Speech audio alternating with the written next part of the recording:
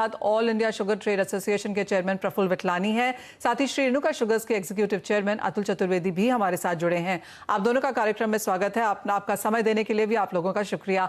अतुल जी, आपसे जानना चाहेंगे, पिछले साल हमने एक रिकॉर्ड एक्सपोर्ट होते हुए देखा है 100 लाख टन का, और उसके ऊपर भी कुछ अलाउंसेस हमने आते हुए देखी हैं। क्या एक्सपेक्टेशन है, क्या नंबर का इंतजार है इस बार? इस बार मंशा जी, मेरा अंदाज है कि तकरीबन 11 मिलियन टन का एक्सपोर्ट हिंदुस्तान से हो जाएगा बाय सितंबर एंड। तो मैं समझता हूँ ये एक रिकॉर्ड होगा। और जहां तक अगले साल का सवाल है, मैं समझता हूँ अगले साल भी हिंदुस्तान में शुगर की कोई कमी होने वाली नहीं है, क्योंकि इंद्रदेव हिंदुस्तान में शुगर की जो एरियाज हैं उस पर पूरी उनकी मेहरबानी रही है। और इवन शुगर का जो रकबा है वो इस बार तकरीबन 4% बढ़ा है। तो अगर हम लोग अपना नेक्स्ट ईयर का एस्टिमेट बनाएं तो रफली अबाउट 41 मिलियन टन या 410 लाख टन के हम लोग शुगर या सुक्रोज का एस्टिमेट करते हैं कि इतना होगा। और अगर इसका डिस्पोजल देखें प्लस इसमें आप इस साल का कैरी आउट हम लोग गिनते हैं कि 6 से 6.5 मिलियन टन के आसपास कैरी आउट होगा। तो अगर 47-47.5 लाख या मिलियन टन की अपने पास स्टॉक की पोजीशन है, ओपनिंग प्लस प्रोडक्शन, और उसका अगर डिस्पोजल अब गिने तो 27 मिलियन टन या 270 लाख टन तो अपने डोमेस्टिक में जाएगा। 5 मिलियन टन या outer limit 50 lakh ton sugar divert होगी टुवर्ड्स एथेनॉल। मैं समझता हूं कोई कारण नहीं है कि अगले साल भी हिंदुस्तान को 9 से 9.5 मिलियन टन से कम एक्सपोर्ट का मौका मिले।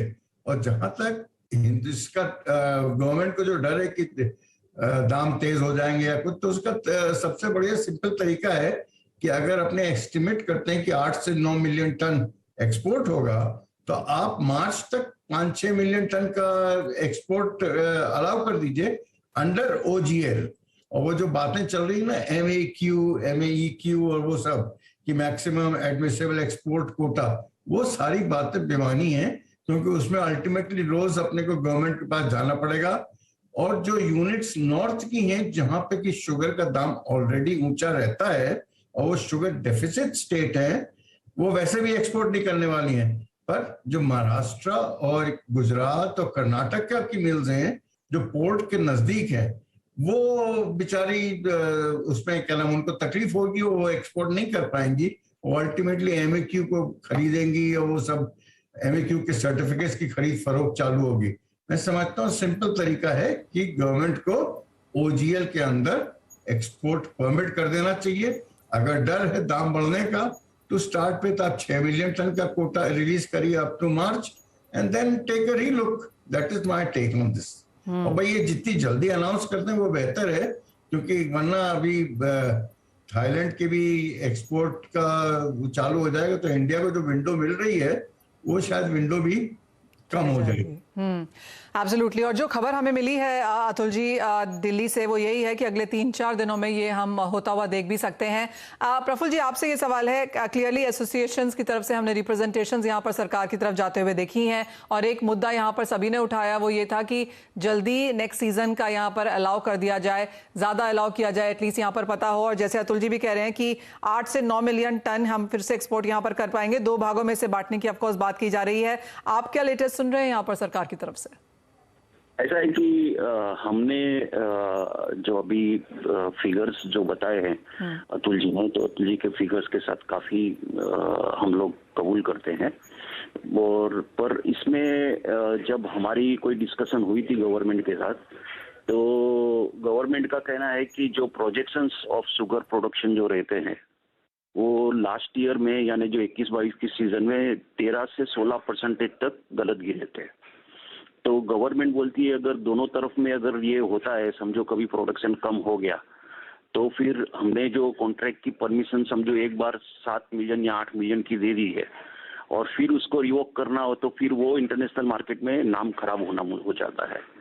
तो ऐसे चारे में ये 2 ऑप्शंस डिस्कस हुए थे कि पहले एक 5 मिलियन टन का अलाउ किया जाए, और जनवरी-फरवरी में जब शुगर प्रोडक्शन के नंबर्स एकदम कंफर्म मिलते हैं कि इतने ही हो गए, तो गारंटी के जैसा रहता है, तब उसको रिव्यू किया जाए।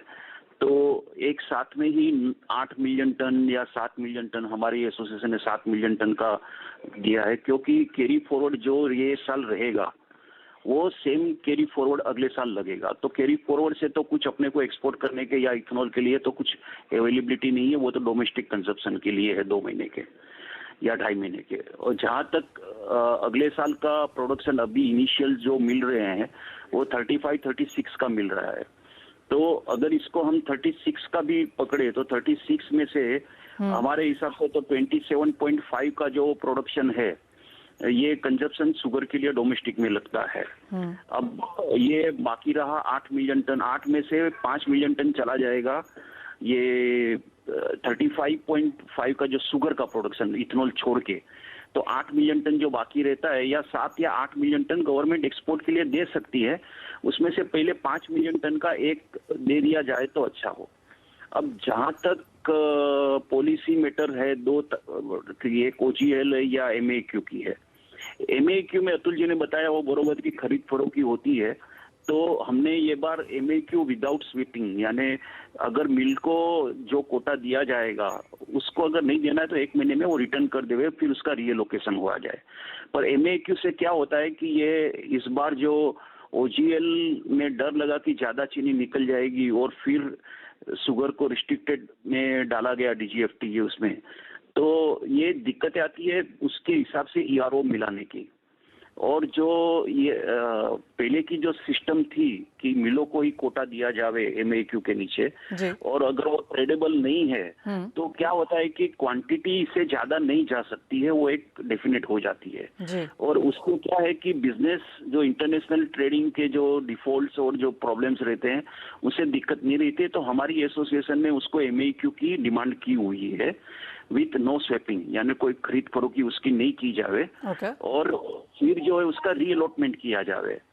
अब ये पूरे संस्था का जो अभिप्राय है, पर ओवरऑल यस, जो 7 से 8 मिलियन टन का हम सोच रहे कि अगले साल एक्सपोर्ट कर पाएंगे। अब बात ऐसी है कि फिलहाल ऑलरेडी नाइबोट और लिफे पे जो सौदे हो रहे हैं वो अक्टूबर के हो रहे हैं। 1 महीना तो हो गया कि हमारे कोई बिजनेस हुए नहीं है। तो अक्टूबर में अगर वर्ल्ड में बिजनेस हो रहा है और इंडिया से नहीं हो रहा है, तो ये हमें जो मेहनत करके एक अच्छी सी मार्केट ये बार 11-11.5 मिलियन टन की बना ली है, और हमारे पास जो गल्फ कंट्रीज, एशियन कंट्रीज की जो है, कहीं उन लोग ने बाहर जाके और कहीं से चीनी ले ली, तो ये जो ट्रांसपोर्ट बेनिफिट कॉस्ट रहता है या टाइमिंग ऑफ शिपमेंट का रहता है, जैसे ब्राजील से चीनी लेके आओ तो 2-2.5 महीने लगते हैं, और अगर इंडिया से जावे तो 10-15 दिन में पहुंच सकती है। वहाँ की ट्रांसपोर्टेशन कॉस्ट ज्यादा रहती है, हमारी ट्रांसपोर्टेशन कॉस्ट कम रहती है। तो वहाँ का सुक्रोज लेवल जो है वो नीचे रहता है, हमारा सुक्रोज लेवल काफी हाई रहता है, क्वालिटी भी अच्छी है। तो ये सब हमारे जो पॉजिटिव एसेट्स है उसका यूटिलाइजेशन टाइम पे हो जावे, नहीं हो पाएगा क्लियरली। तो जैसे आप दोनों ने ही कहा कि अगर टाइमली ये नोटिफिकेशन आ जाता है, फिर चाहे जैसे भी आए, ऑफ कोर्स बीच में कुछ क्लॉजेस हैं वहां पर, अगर ज्यादा क्लैरिटी के साथ होता है तो आराम से चीनी यहाँ पर एक्सपोर्ट हो पाएगी। बहुत शुक्रिया अतुल जी, प्रफुल्ल जी साथ जुड़ने के लिए और हमारी वो एक्सक्लूसिव खबर पर अपना एक एनालिसिस भी देने के लिए। इसी के साथ रुकेंगे एक ब्रेक के लिए, जल्द लौटते हैं।